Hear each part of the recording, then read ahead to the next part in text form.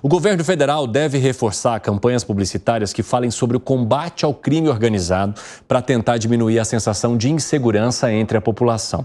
Tem uma reportagem que veio no jornal O Globo de que o plano é mostrar que no primeiro ano desse governo Lula, as quadrilhas e milícias perderam 6 bilhões de reais em patrimônio. Se a gente colocar imóveis, veículos, aeronaves, dinheiro em operações aí das forças de segurança.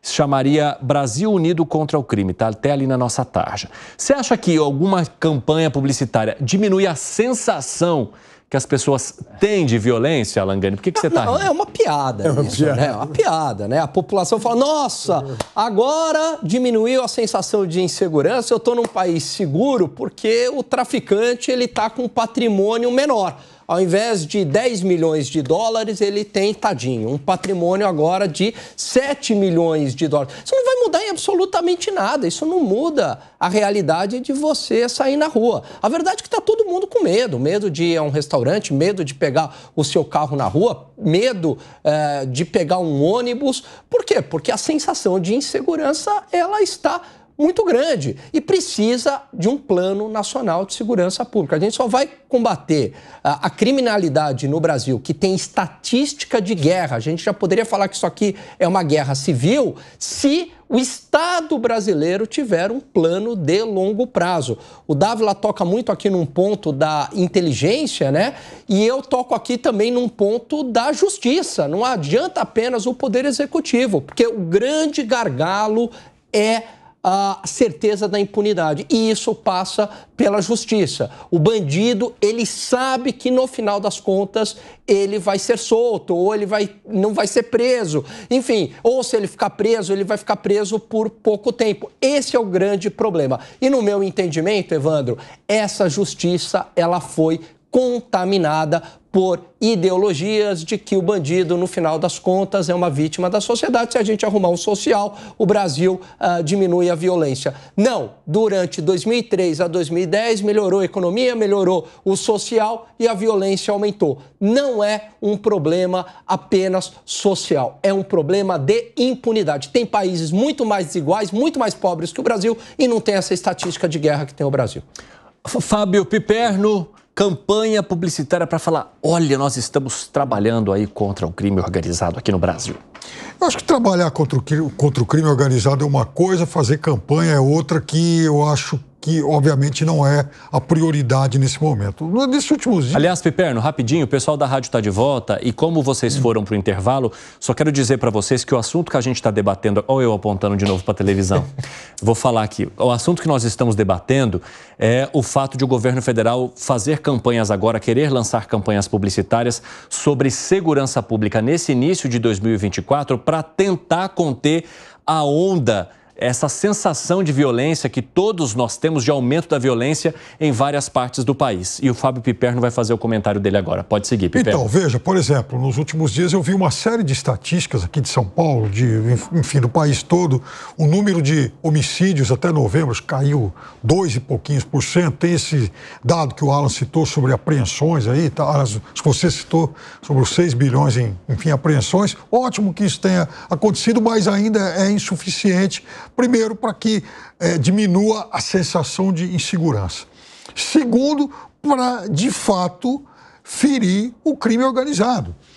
Hoje, por exemplo, o portal UOL, ele publicou uma matéria sobre o que está acontecendo na Amazônia, onde o PCC se aliou a milícias e de vez em quando entra em conflito aí com outros grupos, e aí eles estão explorando, por exemplo, os rios. Quase 2 mil quilômetros de rios, inclusive desvios, igarapés e tal, né? E aí, enfim, resultado, você tem enfim, praticamente um labirinto lá de desvios, de canais, de rios maiores, menores e tal, por onde o crime organizado prospera, transporta drogas, transporta minérios, transporta de tudo, até portos, e de onde esse material todo, de onde, né, essas, digamos, mercadorias, esse material absolutamente ilícito e ilegal é escoado para o mundo todo. Então, aliás, mostraram uma foto de um pequeno submarino que foi apreendido lá em 2015, tá? Enfim, um submarino de 20 metros que transportaria drogas. Então, lá tem de tudo. Aqui no Rio de Janeiro, na Bahia, em São Paulo também. Então, eu acho que tem que trabalhar mais, eu acho que tem que melhorar a questão da inteligência, do tráfico de informações. E aí, eu acho que tem que, inclusive, mobilizar contingentes maiores de forças de segurança.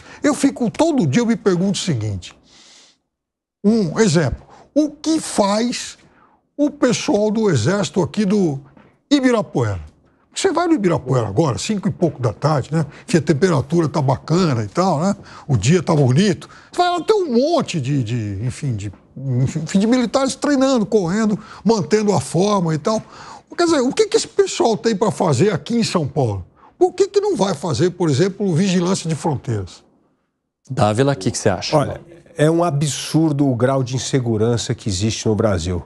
Como bem disse o Alan Gani, um estudo da ONU mostra que nós temos grau de epidemia. Só em países onde há guerra existe o grau de violência, de homicídio que tem no Brasil. E aí, cada um fica empurrando o problema para o outro e nós não tratamos isso como um problema nacional que precisa ser coordenado pelo governo federal. Por quê?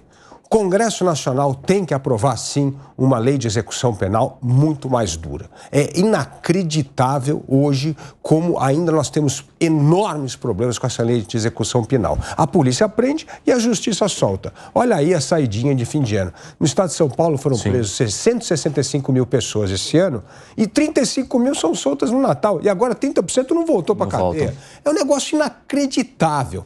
Então, assim, a polícia não consegue fazer o seu trabalho se a justiça solta. Então, nós precisamos acabar com essa impunidade. Precisa ter uma justiça que não tenha uma visão idealizada do bandido. Hoje a gente está falando aqui, olha, esse ano de 2023, o Brasil teve aí um dos menores índices de desemprego. Então, a economia está crescendo. E por que a criminalidade continua alta?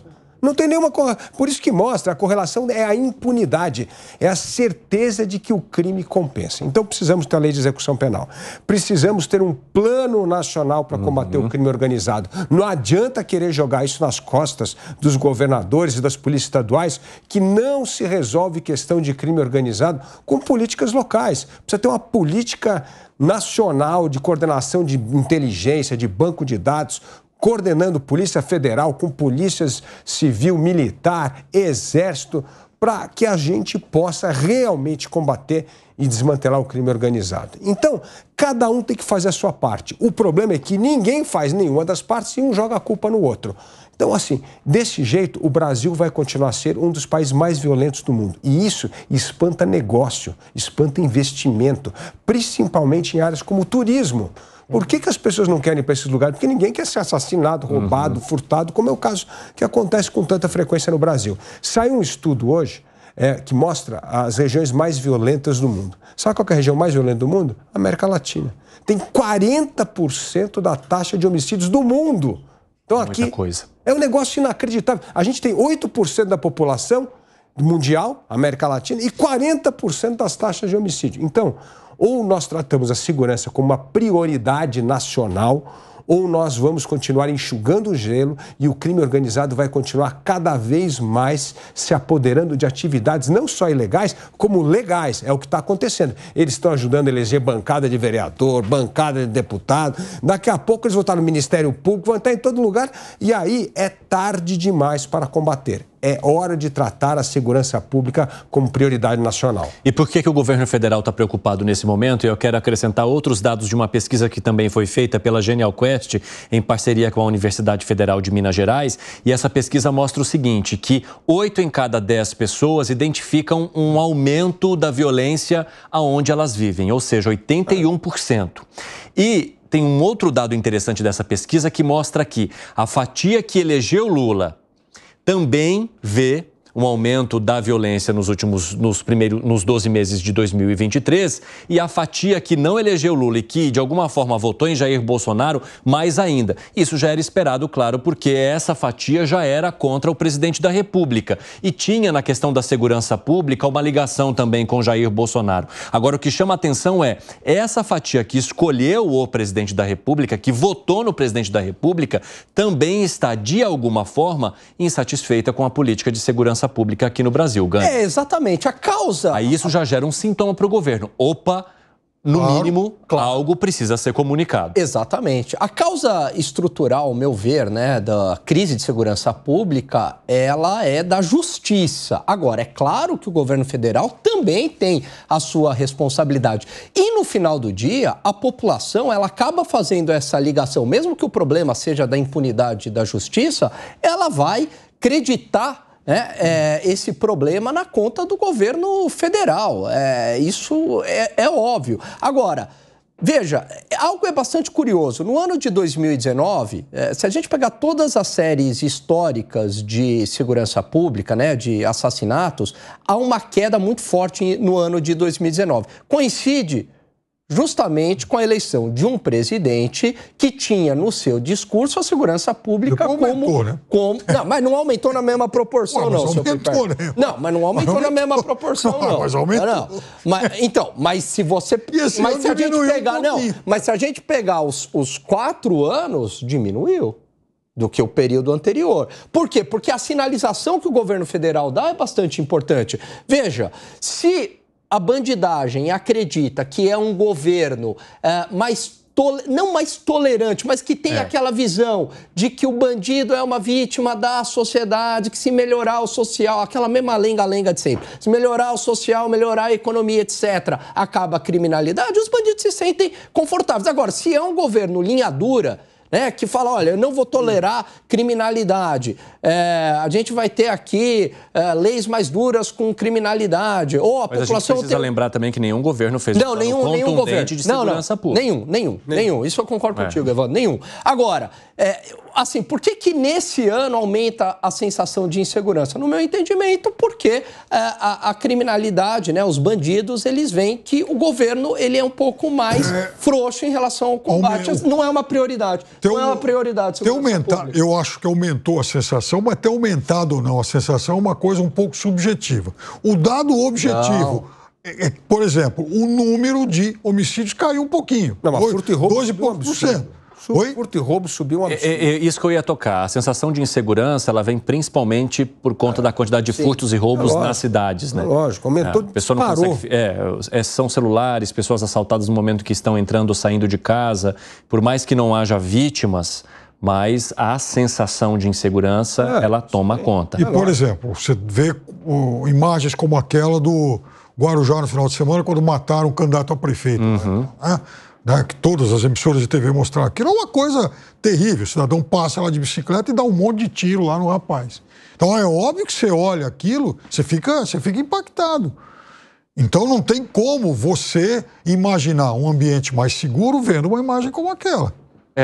E muito menos imaginar um ambiente mais seguro vendo uma campanha publicitária. E não é só a imagem, as pessoas são furtadas e roubadas numa escala absurda. É inaceitável. Agora, veja só como o governo poderia ter um plano nacional para começar a atacar alguns problemas. Por exemplo, é estatístico que quase 80% da cocaína exportada para a Europa passa pelo Porto de Santos. Bom, por que a gente não começa com esse dado inaceitável, começar a combater? Começa de trás para frente, começa a ver por que isso passa. Porque é isso que respinga em crime no Guarujá. É lógico, tudo isso está ligado a esse crime organizado. Então, por que a gente não pega um caso? Foi assim que começou lá em Nova York, com aquela grande campanha do Giuliani lá quando era prefeito, que era para começar atacando os problemas de quem quebrava a janela, eram pequenos crimes. E isso começou a fazer o quê? Juntando banco de dados de inteligência para mapear onde acontecia cada tipo de crime, E aí começou a ter ação efetiva para combatê-lo. Então a gente precisa começar por esse problema, para começar a desmantelar o crime organizado. Quase 80% da cocaína exportada passa pelo Porto Santos. Vamos reduzir isso, ou vamos acabar com isso, ou não vamos aceitar esse número. E aí começa uma inteligência para desmantelar todo esse problema. Porque não é parar container de cocaína, tem que pegar a cadeia toda, que vai desde a entrada de armas pela fronteira do Brasil. Então, assim, é assim que se comete uma política pública efetiva. Você tem que ter dado, informação, meta e objetivo claro. E aí mobilizar todas as forças para que isso seja ocorrido em tempo, para que nós possamos frear o crescimento do crime organizado. Que foi, Piper? Essas ações pontuais que você cita, isso de certa forma começou a ser feito com a GLO lá no Rio de Janeiro, nos portos e aeroportos. É um fracasso. Aí nós vamos medir depois o efeito disso. Mas isso aí não pega, Pernô. Não sei o problema não pega. Começou agora. Você pega bagrezinho, não vai pegar coisa grande. Porque isso aí é uma coisa que eu digo, é estruturado, gente. Mas, sim, isso aí, mais do que no Rio de Janeiro, Dávila. Mas o Rio de Janeiro, o Rio de Janeiro é a última parada do crime organizado. Mas tem o resto. Onde é que é essa cadeia? Isso é uma cadeia de coisas. Cadeia. E a gente fala hoje precisa ter um plano de ação, não é GLO. De região norte, por exemplo. A gente sabe que GLO... A gente já teve várias ações de GLO. O que ela faz? O crime sabe daquilo, estanca por um período aquilo lá, depois volta tudo normal. Como sempre acontece. Por quê? Porque não tem uma política de combate ao crime organizado. É isso que o Brasil carece.